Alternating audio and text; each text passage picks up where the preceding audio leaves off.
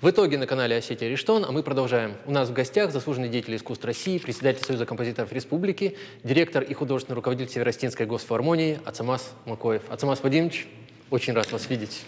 Я обычно не встаю, не протягиваю руки нашим гостям, не положено, но я действительно вас рад видеть. Как ваши дела, как настроение?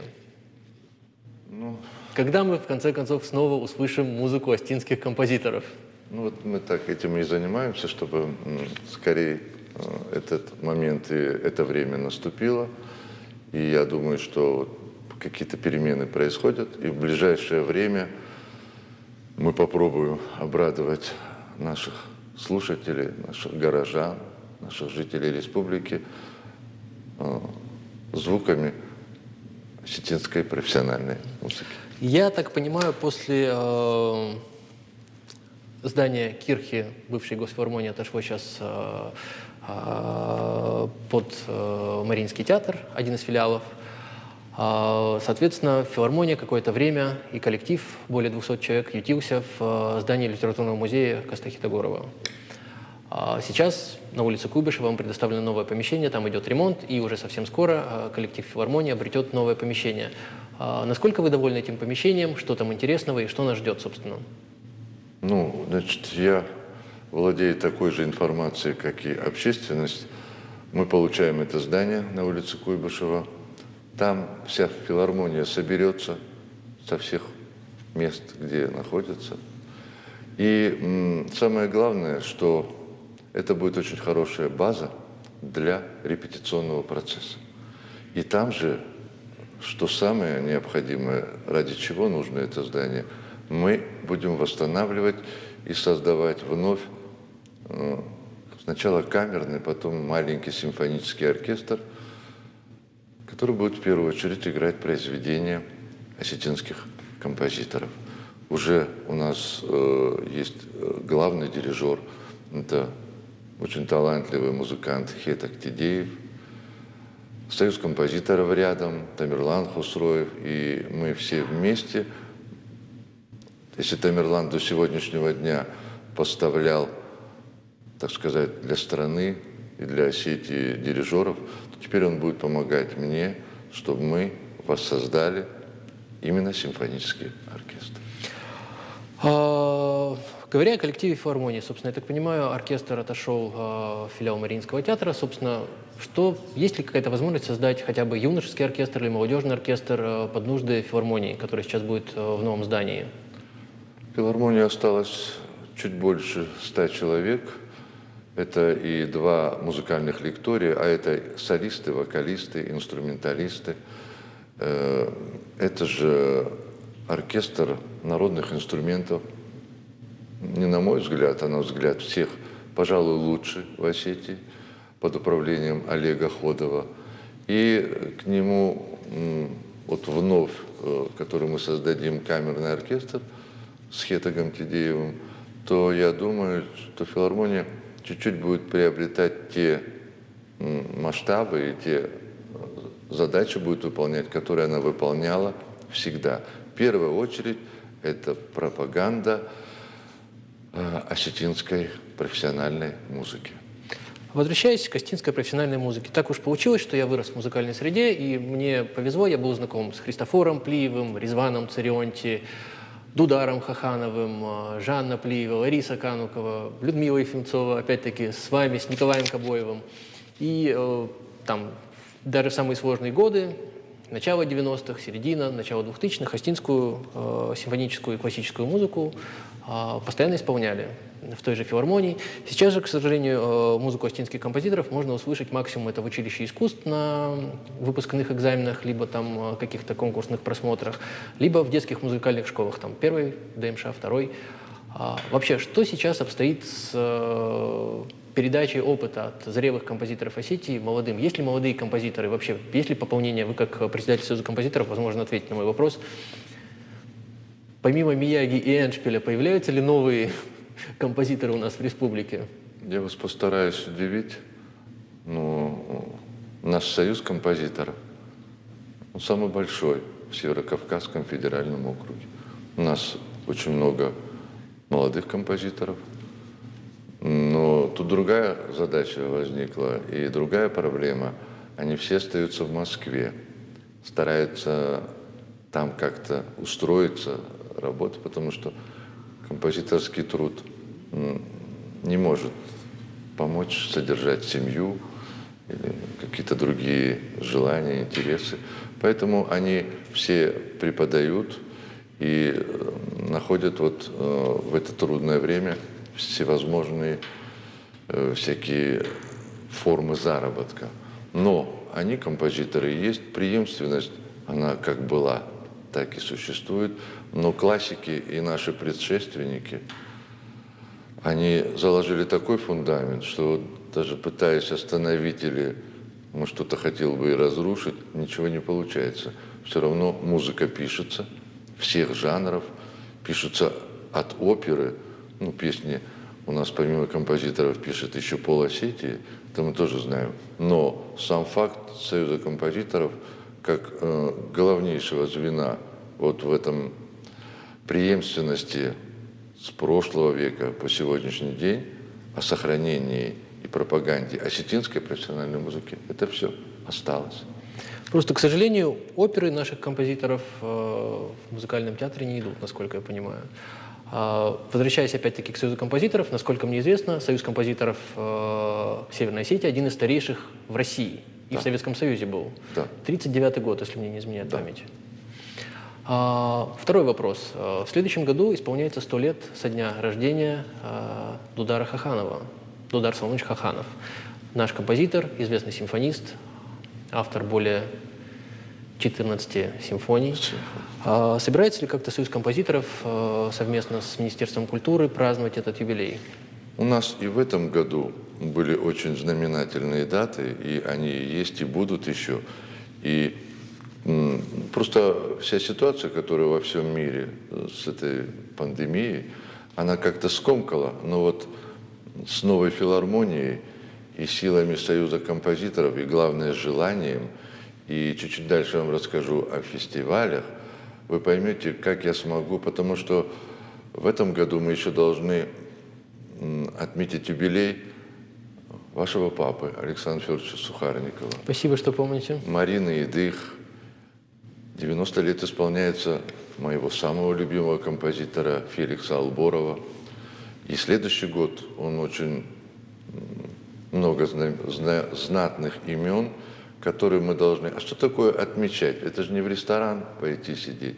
Мы должны исполнять их музыку, чтобы она никогда не забывалась, потому что они все по кирпичику складывали вот этот весь процесс, который называется, и которым гордятся, и которая дала все результаты. В любом случае, при величайшем значении и успехов спортивной части нашей республики, планетарную известность все равно приносят музыканты.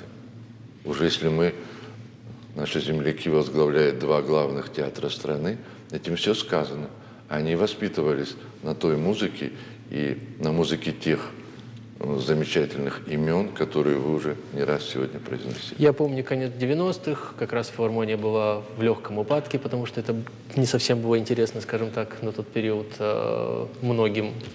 А как раз-таки в нашей Северо-Осетинской государственной филармонии начинал свою карьеру Туган Сохиев, который сейчас возглавляет Большой театр. Да, так что вот это все плоды того, что делали наши предшественники. А наша задача... Ацамас Владимирович, не могу не затронуть такой вопрос. Коллеги, а можно видео, пожалуйста, Союз композиторов? Один из старейших особняков нашего города, барон Штейнгель, если не изменяет память, строил его для себя. В нем располагает Союз композиторов. К сожалению, здание в чудовищном аварийном состоянии. И последние 10 лет как-то никто на него не обращал внимания. Насколько мне известно, сейчас руководство республики, Вячеслав Михайлович Битаров, обратили внимание. И, я так понимаю, должна быть какая-то развязка, должно быть принято решение о том, как будет реконструироваться здание Союза композиторов и, собственно, куда переедет коллектив и сотрудники Союза композиторов на время реконструкции. Вообще, расскажите, как обстоят дела и вообще, что по этому вопросу? Ну, об этой теме мы говорили очень много, уже поднадоел. Я и с помощью телевидения, и средств массовой информации, ну, все знают об этих проблемах. С нашим уважаемым министром культуры Эльбрусом Кубаловым вы общаетесь? Насколько я знаю, он частенько к вам заходит в Союз. Да, да. Значит, смотрите, как обстоят дела. Как мы переходим в филармонию, вот в новое здание, то вот Союз композиторов, Вячеслав Зелимханович Битаров мне обещал, и есть замечательный человек и меценат Русланбек Кузьмич Икаев, министр культуры, я думаю, Ирина Азимова, все поддержат, что дом композиторов нужно отремонтировать. Хотя бы только потому, что вот 20 лет мы приютили Государственный эстрадный оркестр имени Кима Суанова. Под руководством Николая Кобоева. Да, под руководством Николая. Мы были и разные времена. Там занимались вот все те композиторы, которые сегодня становятся композиторами. Там была авторская школа Ларисы Кануковой. Там, когда в училище, в колледже искусств имени Гергиева было холодно, уроки проходили там, потому что там всегда тепло. И там всегда звучала музыка.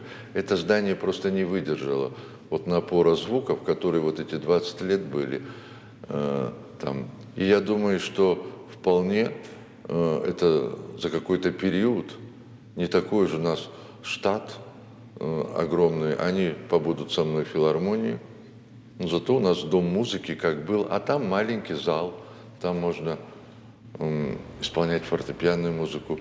И для чего вот это все делается? Я всегда сторонник того, чтобы в музыкальных школах, в детских садах, в средних общеобразовательных школах пели песни осетинских композиторов, исполняли произведения, они написаны очень много для различных инструментов, чтобы давали концерты. Раньше как это было? Как и родилась вот эта идея создать конкурс «Звездочка Осетии». Вот от «Звездочки Осетии» все чудеса в талантах у нас и начались с прошлого столетия. И я думаю, что эти люди, и Вячеслав Зелимханович, и Русланбек Кузьмич, сдержат слово, министр культуры. Если глава сказал, глава сделает. Что отрадно, за последние несколько лет ситуация как-то меняется. Насколько мне известно, глава республики настроен на образование, на обновление инфраструктуры, опять-таки прививание правильных патриотических ценностей подрастающему поколению. И он прекрасно осознает, насколько важно, чтобы остинская музыка, музыка на остинском языке, музыка остинских композиторов звучала в республике. Как я это понимаю, художник жив, пока его картины экспонируются в музеях. Композиторы живут, пока их музыка исполняется, неважно, учащимися детских музыкальных школ, учащимся училища искусств имени Валерия Писаревича Гергиева. Что ж, мы будем надеяться, что в ближайшее время вопрос как-то решится и сдвинется с мертвой точки вся эта ситуация. Давайте о хорошем. Я так понимаю, осенью нас ждет несколько интересных музыкальных фестивалей. Собственно, что за фестивали, чем порадуете, кто будет в гостях, где будут эти фестивали проходить, на каких площадках и какую музыку мы услышим? Ну вот Российский фонд культуры, вот в рамках национального проекта культуры страны мы получили грант и проводим фестиваль «Музыкальные сезоны Северного Кавказа». Я 3-й год подряд, мне оказана такая честь быть художественным руководителем таких фестивалей. Этот фестиваль затрагивает Северокавказский федеральный округ. А в этом году даже чуть-чуть расширяются рамки и границы. Целый юг России получается. Что это такое? Вот то, о чем мы говорили в начале и в середине беседы. Главная задача этого фестиваля, их и так много в стране, но здесь и лишь одна строгость. Должна исполняться музыка, которая пишется ныне живущими композиторами, проживающими на юге России. Это главная задача. За это мы и перечислять будем средства во все симфонические оркестры наших соседей. И концерты будут и в Грозном, и в Назране, и в Махачкале, в Ставрополе, Астрахань, Элиста, Волгоград. И они будут разнообразные. этот год, он все равно до конца, это год 70-летия Победы. У нас будет несколько концертов, где будут звучать песни военных лет и песни, которые писали ныне живущие композиторы и классики вот этих.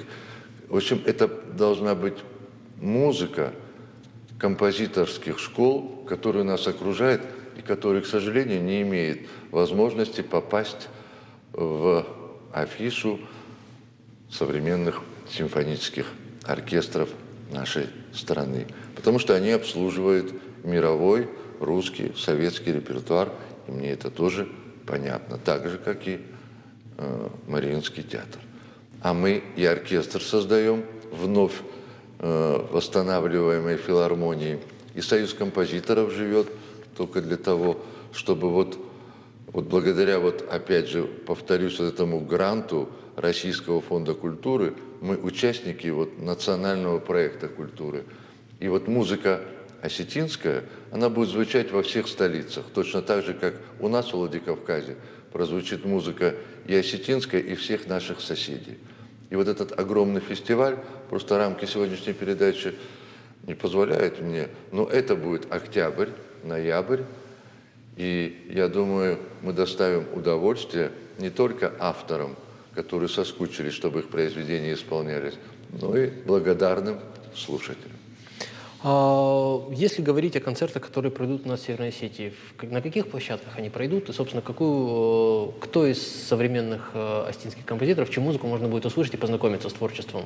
Все фамилии, которые вы знаете, классики и современные. Но еще я предполагаю отдельно небольшой творческий вечер Тамерлана Хусроева, Дзырасы Дзлиевой.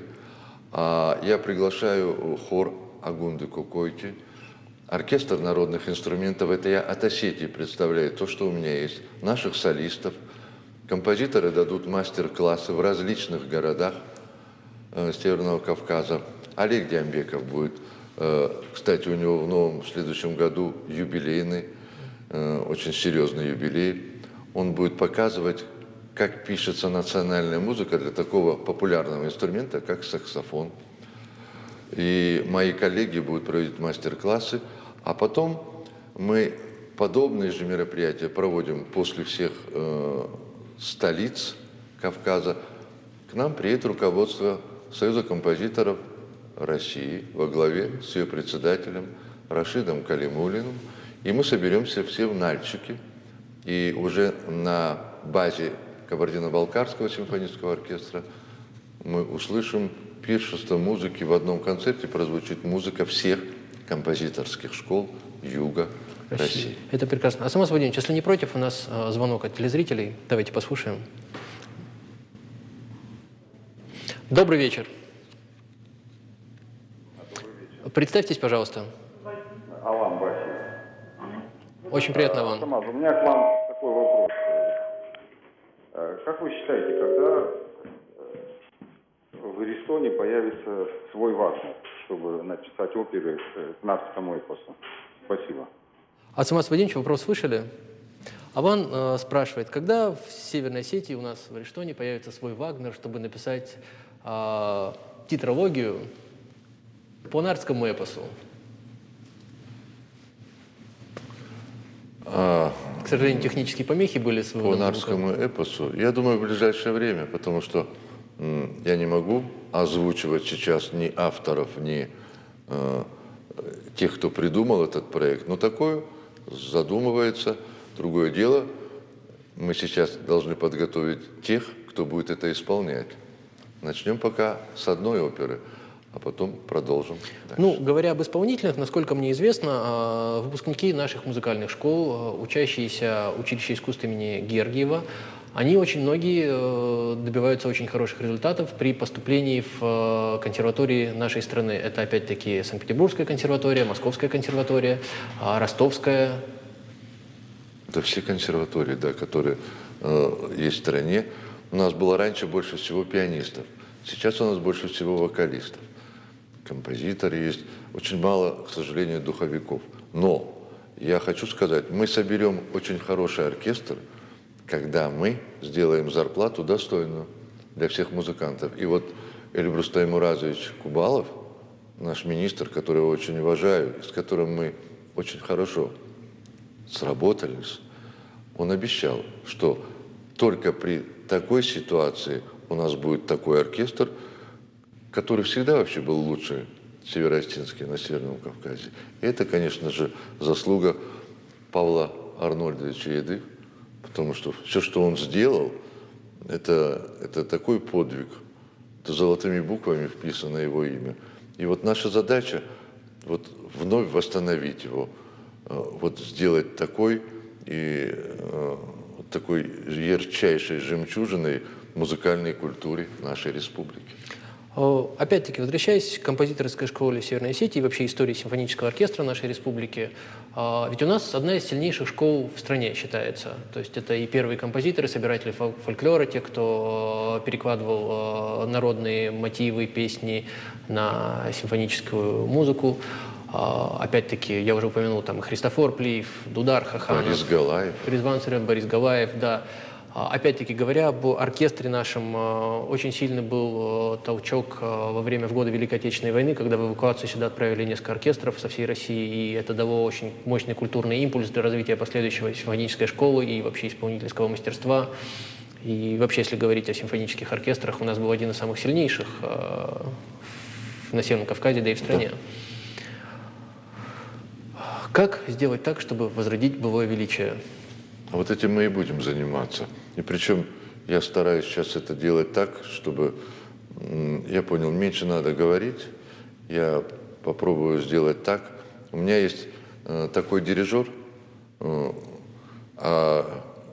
которого через 5 лет отсюда будут втайне увозить, потому что любой европейский оркестр захочет его. Я должен его удержать и все, что можно, выжать на благо осетинской музыкальной культуры. Поэтому я думаю, что мы, если не посчастливится, если такая возможность прийти к вам, то через какой-то срок, допустим, хотя бы через полгода-год сказать, получается ли это. Потому что вы сказали то, что у нас в голове сидит у всех композиторов и у всех музыкантов из Осетии. Это идея, она у нас постоянно, мы с ней живем. И величие, даже если до этого слова мы дотянем до величия, то я буду, конечно, очень благодарить сегодняшний день, когда это было озвучено.